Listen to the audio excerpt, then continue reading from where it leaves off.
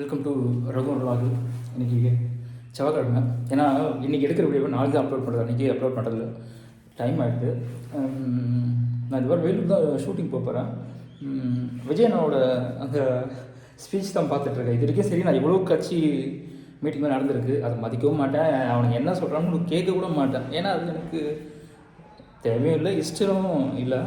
But Vijayan எனக்கு பேசினது வந்து நான் ஏற்கனவே 2-3 மாதம் விஜய் பேசி கேட்டிருக்கேன். ஆனால் உண்மையை பேசியிருக்காரு. அவர் அரசியல்வாதியாக பேசலைங்க. நிறைய பேர் அவர் அரசியல் பேசுகிறாரு. ஒரு சாமானியனுக்கு என்ன தேவை, அதாவது சராசரி மனுஷன் என்ன பேசுவான் அப்படின்னு தான் பேசுகிறார். அரசியல் அந்த ஸ்பீச்சே கிடையாது அண்ணங்கிட்ட. ஒரு சராசரி மனுஷன் தன்னோட கோபத்தை, தன்னுடைய தேவையை வந்து எப்படி வந்து கேட்பானோ அதே மாதிரி தான் வந்து பேசியிருக்காரு. கேட்டேன், செம்ம ஸ்பீச்சு. உண்மையை சொல்லியிருக்காரு. மக்களோட தேவை என்னன்றதை சொல்லியிருக்காரு. அவர் சொன்ன குட்டி கதை வந்து முதல்ல எனக்கு புரியல. எனக்கு அப்போ நேற்று லைவ் பார்த்தேன். இன்றைக்கி மறுபடியும் வந்து மார்னிங் பார்த்தோன்னா தான் அந்த கதை எனக்கு புரிஞ்சது. ஏன்னா நான் கொஞ்சம் டியூப்லைட், அதனால் எனக்கு டக்குன்னு போயாது பார்த்தேன். நல்ல ஸ்பீச்சுங்க. ஆனால் கண்டிப்பாக அவர் ஜெயிக்கணுங்க. நானே வந்து விஜய் நான் ரசிகர் தான். அவர் இது நானே நான் விஜயனை ரசிகர் தான். நானே அவர் வந்து இதுக்குள்ளே வரும்போது, அரசியல் வரும்போது நானே வேண்டாமுங்க, எதுக்கு வீணா அப்படி தான் நினச்சேன். ஆனால் இப்போது நடக்கிற விஷயங்கள், நடந்த விஷயங்கள், நடக்க போகிற விஷயங்கள் இதெல்லாம் பார்க்கும்போது கண்டிப்பாக ஒரு வரணுங்க. அதுதான் என்னோடய ஆசை. நல்ல ஸ்பீச்சு. என்னென்னா தமிழ்நாட்டு மக்கள் வந்து அவ்வளோ சீக்கிரம் வந்து யாரையும் நம்ப மாட்டாங்க. அதுதான் உண்மை. தமிழ்நாட்டை பொறுத்த வரைக்கும் சரி. ஏன்னா மற்ற நாட்டில் அந்த கருணை, அன்பு, பாசமாக இருக்குமான்னு எனக்கு தெரியாது. ஆனால் தமிழ்நாட்டை பொறுத்த வரைக்கும் தமிழ்நாட்டு மக்களுக்கு அன்பு, பாசம், கருணை எல்லாமே உண்டுங்க. அதுக்கு எக்ஸாம்பிள், நம்ம ஒரு வீடியோ வந்து தப்பான விஷயம் நடக்கும்போது அதுக்கு வர அந்த கமெண்ட்ஸ் பார்த்தாலே நம்ம தெரிஞ்சுக்கலாம். எனக்கு தெரிஞ்சு தமிழ்நாட்டு மக்கள் எப்போ அழுதாங்க, எனக்கு ஞாபகம் தெரிஞ்சு சொல்கிறேன்னா, தமிழ்நாட்டு மக்கள் அழுதது அப்படின்னு பார்த்தீங்கன்னா எனக்கு தெரிஞ்சது அம்மாக்காக அழுதாங்க, ஜெயலலிதா அம்மாக்காக அழுதாங்க. அதுக்கப்புறம் அப்துல் கலாம் ஐயாக்காக அழுதாங்க. அதுக்கப்புறம் நம்ம கேப்டனுக்காக அழுதாங்க.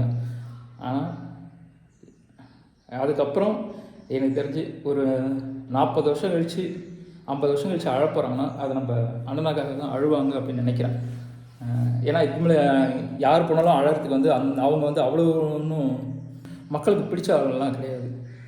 தமிழ்நாடே ஒருத்தருக்காக அழுதுனா அது எவ்வளோ பெரிய விஷயம் அது. அதுதான் உண்மை. சரி, ஓகே.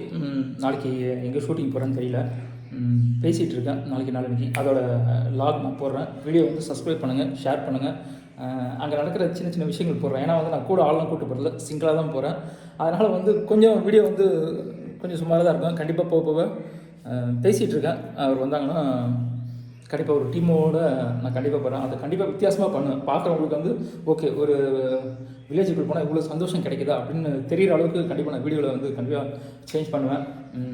மணி 9 ஆச்சு, சாப்பிட்ணும். இப்போ நான் சாப்பிட போகிறேன். நான் விஜயோட ஸ்பீச் நேற்று புரியல, அந்த கதை புரியல. அதுக்காக தான் வந்து மறுபடியும் வச்சேன். எனக்கு புரிஞ்சிருச்சு அவர் யார் சொல்கிறார், என்ன சொல்கிறாருன்னு. ஃபஸ்ட்டு அங்கே பார்க்கும்போது புரியல, இப்போ புரிஞ்சுது. சரி, ஓகே. எனக்கு பசி எடுக்க ஆரம்பிச்சிச்சு. அதனால் வந்து நான் வீட்டுக்கு தான் போகிறேன் சாப்பிட்றதுக்கு. இன்றைக்கி எங்கள் வீட்டில் என்னென்னு பார்த்தீங்கன்னா இட்லிங்க. திட்டுறாங்க, நல்லா தெரியுது. நீங்கள் வீட்டில் இட்லி, இன்றைக்கி இட்லி, தோசை, சப்பாத்தி, பூரி, இதே தான். மதியானத்துக்கு கீரை. நேற்று வந்து நீங்கள் வைங்க, எவ்வளோ அப்போட கோவம் வரலாம். நேற்று சக்கரவள்ளி கிழங்கு நேற்று செஞ்சாங்க. உண்மையிலே வந்து இருக்கிற கிழங்குலே ரொம்ப சத்தான கிழங்கு. ஏன்னா வந்து நிறைய நான் வில்லேஜுக்கு போகும்போது பார்த்துருக்கேன். இருக்கிற கிழங்குல வந்து சத்தான கிழங்கு. ஆனால் இதெல்லாம் சாப்பிட்டா, இது கிழங்கு வகைலாம் சாப்பிட்டா வந்து நல்லா வந்து உழைக்கணுங்க. ஒன்றே உழைக்கணும், இல்லை ஜிம்முக்காவது போகணும், இல்லை கண்டிப்பாக பிடிச்சிக்கும்.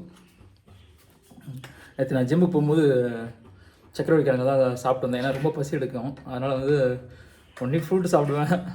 ஏன்னா இது மிச்சம் அவ்வளோ நடுவில் சாப்பிட்றது உண்டு. உண்மையை தான் சொல்கிறேன். இப்போ நான் மிச்சம் சாப்பிடலாம், என்ன பொருள் சாப்பிடணும் போயிடலாம்னு சொல்லிட்டேன். உண்மையை நான் மிச்சம்லாம் சாப்பிடுவேங்க, நான் போயிடலாம் சொல்லுங்க. சரி, நான் கடையில் வைக்கிறதெல்லாம் சாப்பிடுவேன்.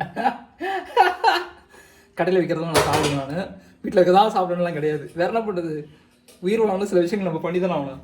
நாக்குக்கு ருசி கேட்குது, அதனால் வந்து சாப்பிட்ருவேன் நான்.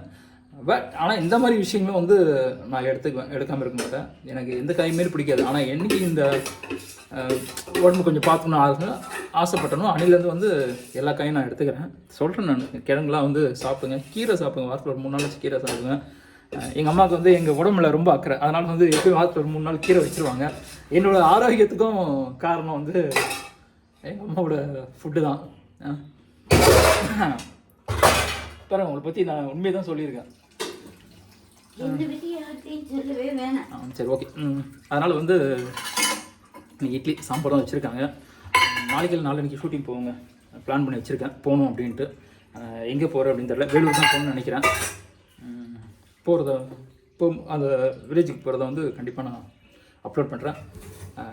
சப்ஸ்கிரைப் பண்ணுங்கள், ஷேர் பண்ணுங்கள், நான் வீடியோவை வாட்ச் பண்ணுங்கள்.